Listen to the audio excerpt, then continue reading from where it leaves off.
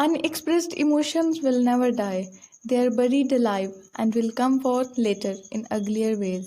Whereas आज की video में हम डिस्कस करेंगे एलेक्स माइकल आइड्स का बहुत ही famous novel the silent patient.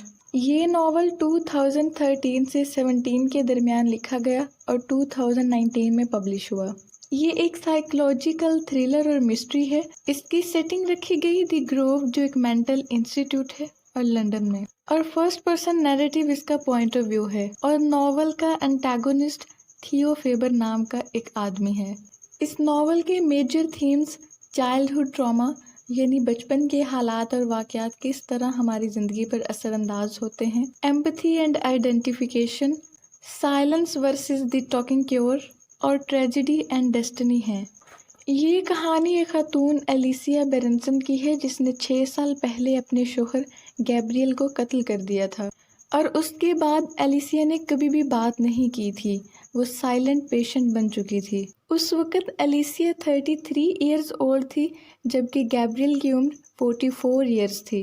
और जब तहकीकात हुई तो पता चला कि एलिसिया ने गैब्रियल के सर में 5 गोलियां मारी थी। एलिसिया एक पेंटर भी थी, लिहाजा इन 6 सालों में उसने कुछ नहीं बोला था, सिर्फ अपनी एक पेंटिंग में एल्सिस्टस लिखा, जो उसके ट्रॉमा और उसके पेन को जाहिर करता था।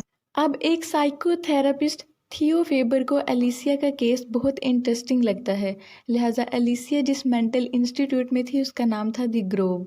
तो थियो द ग्रोव में जाता है और एलिसिया से बात करने की कोशिश करता है। एलिसिया के साथ पहले सेशन में थियो ने देखा कि उसका primary therapist Christian West Alicia को बहुत ज़्यादा दवाइयाँ देता है। फिर थियो ने दरख्वास्त की कि एलिसिया की डोज कम की जाए। अगले सेशन में एलिसिया एक्टिव नजर आती है और फिजिकली अटैक करती है। अगरचे द ग्रोव की मैनेजर स्टेफनी क्लॉग एलिसिया के साथ थियो के सेशन को बंद करना चाहती थी, लेकिन फिर भी क्लिनिकल डायरेक्टर लॉज़रस डायोमीड्स ने मुदाखलत की और एलिसिया से बात करने के लिए थियो को 6 हफ्ते दिए। अब थियो एलिसिया से बात करने के लिए बहुत ही पुरअज़्म था कि आखिर उसने गैब्रियल को क्यों मारा, लेकिन जब एलिसिया कोई बात नहीं करती तो थियो उसकी फैमिली, नेबर्स और फ्रेंड्स के पास जाता है और एलिसिया के बारे में पूछता है। और एलिसिया की एक नेबर बारबी हेलमन से पता चलता है कि गैब्रियल के कत्ल से चंद हफ्ते पहले एलिसिया के पीछे एक स्टॉकर था, यानी एक आदमी एलिसिया पर गात लगाए हुए था।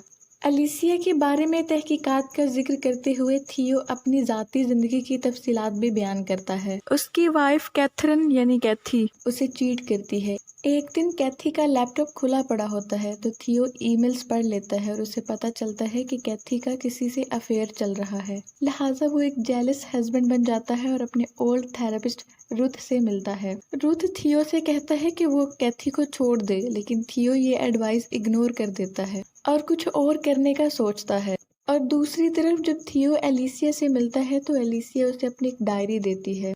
थियो उस डायरी को पढ़ता है और डायरी में मौजूद इंकशाफात का इस्तेमाल करके वो दोबारा उसकी फैमिली और फ्रेंड्स को मिलता है, जिसमें पाल, रोज और लीडिया होते हैं। और वो ये बताते हैं कि बचपन में ही एलिसिया के फादर उनके साथ अच्छा सलूक नहीं करते थे। एलिसिया की माँ का मर्डर हो गया था और एलिसिया का फादर कहता है कि काश एलिसिया अपनी माँ की जगह मर गई होती। एलिसिया ये बर्दाश्त नहीं कर पाती और उसका साइकोलॉजिकली ब्रेकडाउन होता है। उसने चाइल्डहुड ट्रॉमा फेस किया, जिसके नतीजे में वो अपने फादर से नफरत करने लगी। पहले एलिसिया के फादर ने उन्हें धोखा दिया, फिर उसके हस्बैंड गैब्रियल ने भी चीट किया तो एलिसिया ने उसे कत्ल कर दिया, क्योंकि इस बार वो इस धोखे को सह नहीं पाई थी।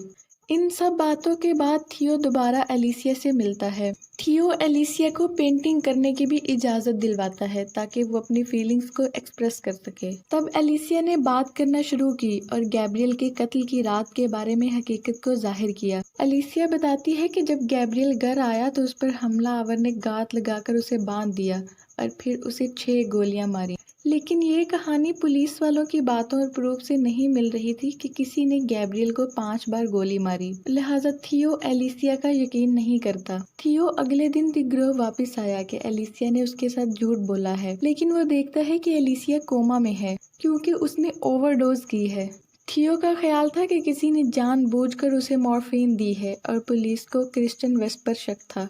फिर कहानी वापस थियो की पर्सनल लाइफ की तरफ जाती है और पता चलता है कि कैथी का अफेयर 6 साल पहले था।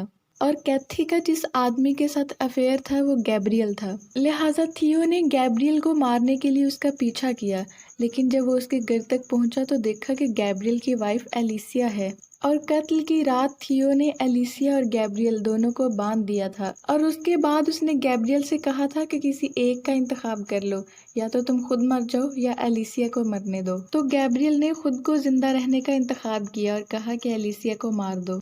एलिसिया को अपने फादर की कही गई बात याद आ जाती है कि इसकी माँ की जगह ये मर जाती, लिहाजा अब की बार वो बर्दाश्त नहीं कर पाती और गैब्रियल को 5 गोलियां मारकर कत्ल कर देती है। ये सब कुछ एलिसिया की डायरी से पता चलता है। मॉर्फिन लेने से पहले भी एलिसिया ने एक बार डायरी लिखी थी। फिर एलिसिया का केस चीफ इंस्पेक्टर एलन के हाथ जाता है, जो कहता है कि एलिसिया ने कोमा में जाने से पहले भी डायरी लिखी जिसमें थियो को मुलजिम ठहराया गया है। थियो कबूल करता है कि अब उसके किए गए अमाल की कीमत चुकाने का वक्त आ गया है। और बाला आखिर ये एलिसिया की डायरी थी जो हकीकत को जाहिर करती है और थियो को इंसाफ के कटहरे में लाती है। व्यूअर्स, इसी के साथ ये नॉवल एंड होता है और इसकी कुछ इम्पोर्टेंट कोटेशंस ये हैं।